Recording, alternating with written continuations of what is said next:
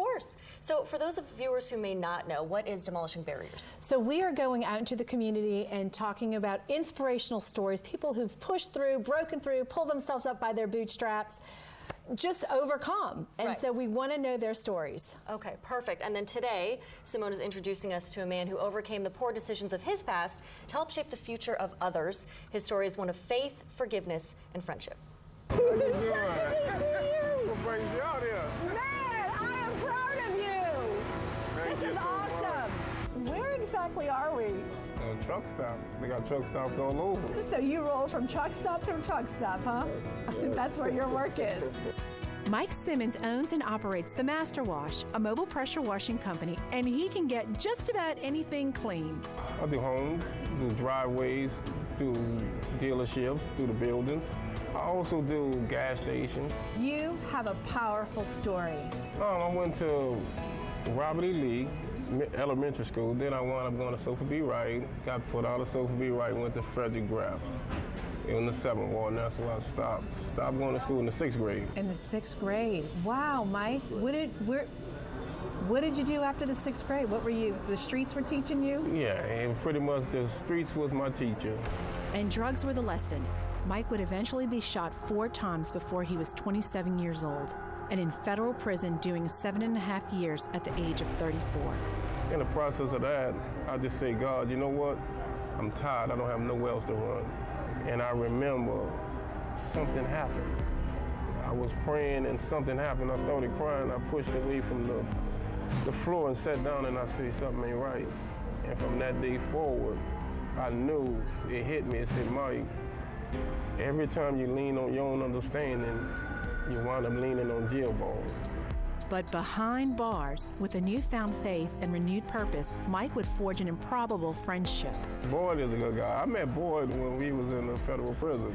That's my brother from another mother, but we got the same father. Me and Boyd's friendship continued to build, and he was a believer.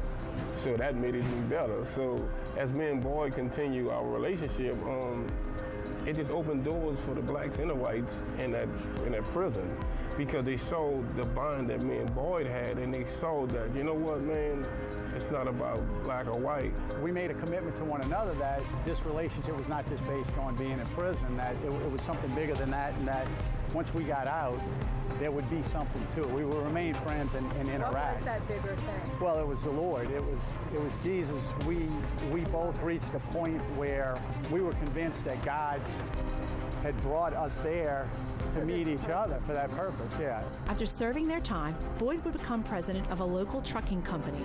Mike started his power washing business, and that greater purpose started to have more and more influence. The boy said, hey, you know what? I'm gonna let you start washing the trucks over here. And me and Boyd sat down, and from that point on, we started going. Mike and I, we call it the scarlet letter. When you get out of prison, you have the F on you that the world views as the F of felon.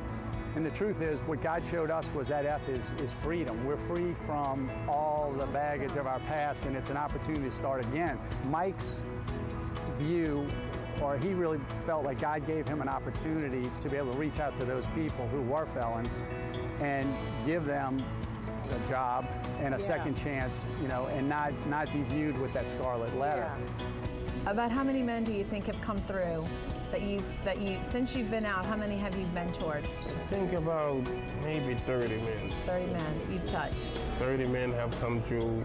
I go to the responsibility house and I get the guys that's on drugs, that have been on drugs, and they're just looking for that chance. Yeah. And I get them, they come, and these men, you'd be surprised what it does for them. And they don't only get to be able to wash cars and make money, they get a chance to be able to see somebody who's been there, been to the bottom, somebody who's been on drugs, somebody who know what it's like for the world to give up on you. You done burn bridges, and here God can do a miracle in your life. Wow, so talk about pulling yourself up by your bootstraps. I mean, what was it like hearing Mike's story? You know, when Mike came, the first time that I met Mike, he came and did a presentation for his power wash business at our staff meeting, and he literally moved 2 or 3 of my guys to tears. He's so humble. That's what speaks to me the most about Mike, is that he is humble. Right. And quite the story. And you know, on a lighter note, tell us how you met him. This is so great. I love this.